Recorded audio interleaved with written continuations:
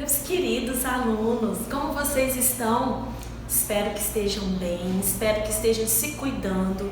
Não deixem de se cuidar. Vou começar a aula hoje relembrando sempre de usarmos máscaras e lavarmos sempre as mãos, tá? Não vamos deixar de cuidar, porque ainda não tá brincadeira por aí não, tá certo? Pessoal, hoje nossa aula nós vamos falar de dois artistas fundamentais no Renascimento, Michelangelo e Rafael Sanzio, tá bom? Começando aqui pelo Michelangelo. Olha só, o Michelangelo tem uma questão de alguns críticos, escritores, historiadores o considerarem aquele artista mais à frente do seu tempo. Por isso tem aqui período de atuação do Michelangelo, Renascimento e Maneirismo. Por que isso? Porque o Michelangelo ele sempre se considerou o grande escultor. Com escultura ele dominava, ele até começava sempre um trabalho dizendo assim que ele olhava uma pedra bruta e já enxergava ali aquilo que ele ia fazer. Ele simplesmente iria lapidar a pedra, mas a imagem da escultura já estava ali, na sua cabeça, feita, mentalizada, pronta. E ele iria somente desbastar a pedra, fazendo com que a forma aparecesse. Ou seja, ele dominava com grande maestria a escultura. Já a pintura, não. Apesar dele ter recebido diversas encomendas, entre elas o teto da Capela Sistina, ele se recusou a fazer. Por quê? Porque ele não se considerava um excelente pintor. Ele dizia que um excelente pintor era Leonardo da Vinci, era Rafael Sanzio, mas ele não, ele era escultor. Então, por que isso? Porque ele não se enquadrava nas características da pintura do Renascimento. Michelangelo ele já estava lá, à frente do seu tempo. Onde ele estava? No maneirismo. Por isso, hoje, tendo essa classificação já de características de época, de tempo, período, a estética de cada período, é muito claro que ele pertenceu mais ao maneirismo. Por isso, sempre que falamos de Michelangelo, a gente fala as esculturas do Michelangelo pertencem ao Renascimento. Por quê? É fase diferente? Não. São características do Renascimento. Já a pintura, características do maneirismo, que foi uma fase que teve o seu auge depois do Renascimento, mas ele já estava bem à frente, tá certo? Eu vou explicar para vocês toda essa questão de diferença de características estéticas, mostrando as imagens. O que o Michelangelo foi então? Ele foi pintor, escultor, poeta e arquiteto, deixando bem claro que o forte dele sempre foi a escultura. Onde, que período, que lugar que ele atuou? Ele atuou em Roma e Florença. E seus trabalhos foram patrocinados pela família de Médicis, que são os mecenas. Eu expliquei para vocês anteriormente que o Renascimento ele foi marcado por essas famílias que começaram a patrocinar as artes. Antes eram só as igrejas que encomendavam. No Renascimento, as famílias ricas patrocinavam os artistas, fazendo grandes encomendas, e eram chamadas de mecenas. Então, os mecenas que patrocinaram muitas obras, muitas coisas da carreira de Michelangelo foi Médicis, a família Médicis. Aqui é um autorretrato de Michelangelo, isso todo artista fez. Todo artista, ele pode se dedicar a qualquer segmento artístico que o seu autorretrato todo artista sempre fez.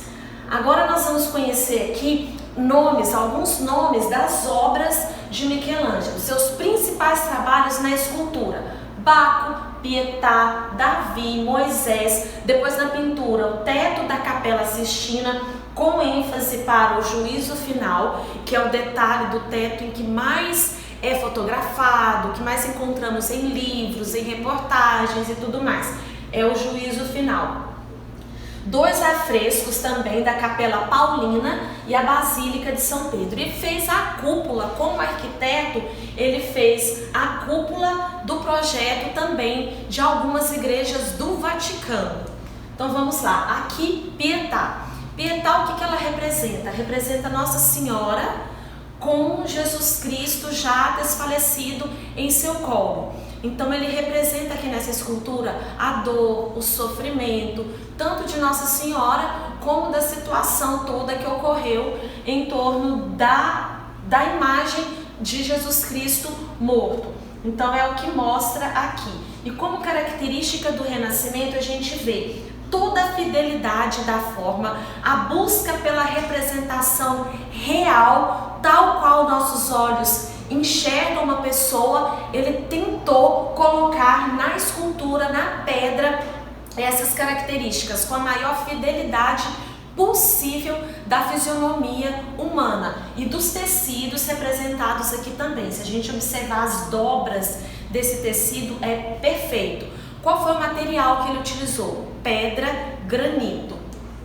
Aqui Davi ele tem a inspiração completa nas esculturas greco-romanas. Ele fez uma espécie de releitura de obras já sido produzidas lá no período clássico de Grécia e Roma. A gente sabe, também já foi citado aqui para vocês em outros momentos, que o Renascimento ele é uma retomada ao clássico. Ele busca essa representação fiel de equilíbrio da forma, a busca da figura humana, da anatomia humana ser representada com a maior fidelidade possível ao naturalismo, a representação fiel da natureza na escultura. Essa pedra que ele utilizou aqui também é o granito. Essa escultura ela é enorme, ela não é tamanho real. A Pietà ela já é um pouco maior do que o tamanho real. Agora o Davi ela já mede aproximadamente quase 3 metros de altura, então é uma escultura bem grande.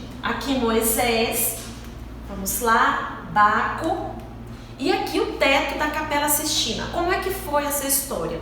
O Papa Júlio, quando foi fazer a pintura do teto da Capela Sistina, para ele só existia um artista que poderia fazer essa pintura, e seria o Michelangelo. Já para Michelangelo, o artista seria o ideal Leonardo da Vinci. Só que para o Papa essa possibilidade era completamente nula. Para o Papa teria que ser pintura feita por Michelangelo. E ele se recusou durante muito tempo a fazer essa pintura, até que depois de muita pressão ele acabou cedendo e começou a fazer.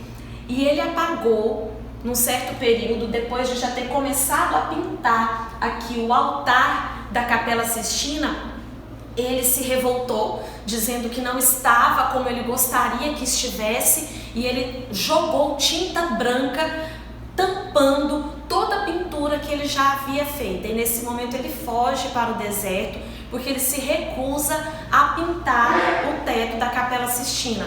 E isso passaram-se vários meses, até que em um certo momento Michelangelo tem uma visão de como seria a pintura pronta, como ele disse, quando ele vê uma pedra, ele já enxerga a escultura pronta. Ele teve essa visão também da pintura, dela pronta. E aí ele voltou para a capela, procurou o Papa e disse que agora sim ele já estava pronto para fazer essa pintura.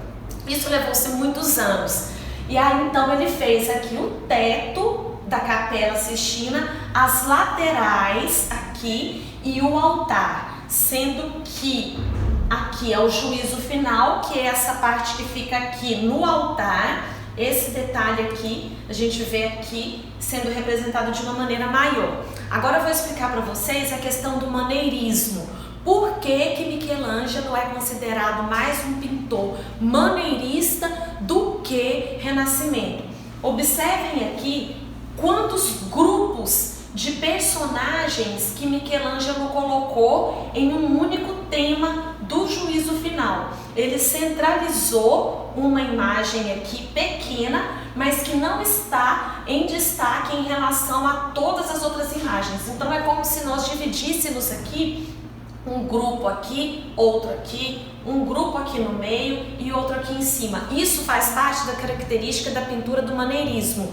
Vários grupos sendo representados. Não existe uma centralização de um único tema. Já na pintura do Renascimento, existe aqui um tema central e o restante aqui paisagem, ou seja, o nosso olhar não percorre um todo, como Michelangelo fez aqui. E outra questão é que a pintura do Renascimento, assim como na escultura, busca a representação fiel da realidade. E já Michelangelo, ele deforma a figura humana, ele coloca medidas completamente desproporcionais, exageradas, corpos musculosos demais para o padrão do nu artístico da época. Então aqui a gente vê o teto também da Capela Sistina e o detalhe aqui de criação de Adão, onde dá para ver com clareza o detalhe da pintura que eu expliquei para vocês. Corpos muito exagerados, fora de proporção. Então, por esse motivo, ele não se considerava um grande pintor do Renascimento, porque ele já estava um pouco à frente de seu tempo. Aqui é o projeto da Praça do Capitólio do Vaticano, que ele chegou a fazer o projeto, mas não executou. Ele acabou falecendo antes, mas o projeto ele foi executado tal como Michelangelo planejou. Aqui é a cúpula da Basílica de São Pedro, também projetada por Michelangelo. Aqui uma pintura que ele fez, a conversão de São Paulo, da Capela Paulina, as características do maneirismo. Quando nós formos estudar, vocês vão prestar atenção nisso. Dois grupos, né? Não existe a centralização de um tema só, existem dois grupos em um conjunto, em um todo. Aqui é a tumba de Michelangelo, por Vasari, que é um outro artista também de destaque do Renascimento, na Basílica de Santa Cruz, em Florença. Vamos para para Rafael Sanzio. Pessoal, observem aqui, agora, passando uma imagem para outra, mudando de artistas, para vocês verem o porquê Michelangelo já é um maneirista. Qual é a característica da pintura do Renascimento? Clareza de ideia. O centro do quadro é o título do quadro. Não existem aqui vários grupos, como a gente viu ali, que eu vou voltar aqui. Não existem vários grupos de pintura. A pintura do Renascimento ela é conhecida por essa característica aqui, centralização do tema, nessa questão da pirâmide, né, a centralização em forma piramidal, e atrás paisagem, representando a perspectiva, a figura humana com a total fidelidade da anatomia humana. Então, por isso, Rafael, sim, era considerado o grande príncipe do Renascimento, perfeição em todas as suas pinturas. Então, vamos conhecer algumas das pinturas de Rafael Sanzio. Vou passando aqui para chegar em Escola de Atenas. Esse é um dos principais quadros de Rafael Sanzio, a Escola de Atenas, onde ele mostra aqui no centro Aristóteles e Platão. A gente vê a perspectiva, né, sendo muito bem representada, a centralização do tema principal, do título, Aristóteles e Platão. E o curioso é que dentro da biografia de Rafael Sanzio, ele cita o rosto de Aristóteles é o rosto de Leonardo e o rosto de Platão é o rosto de Michelangelo. Se a gente buscar depois imagens deles, a gente vai ver com clareza aqui. Outra obra, seguindo aqui Rafael Sanzio, Madonna Sistina, Deposição de Cristo, a Madonna e o Menino. Nessa época do Renascimento, era muito comum imagens de Madonas. O que é Madonna? Madonna é um personagem sagrado, é a mulher dentro de um personagem sagrado. E aqui o Casamento da Virgem. Então nós temos dois quadros bem em destaque do Rafael Sanzio, a Escola de Atenas e o Casamento da Virgem. Tema central em primeiro plano, nosso olhar bate no centro do quadro, que é o título do quadro, e depois a perspectiva lá atrás, mas temos somente um grupo chamando atenção. Tá certo, pessoal? Então é isso, nosso conteúdo de hoje foram as obras de Michelangelo e Rafael Sanzio, dois representantes maravilhosos do Renascimento. Espero que tenham gostado da aula e aquele lembrete do início. Continuem a se cuidar, tá certo? Grande beijo para vocês, fiquem com Deus!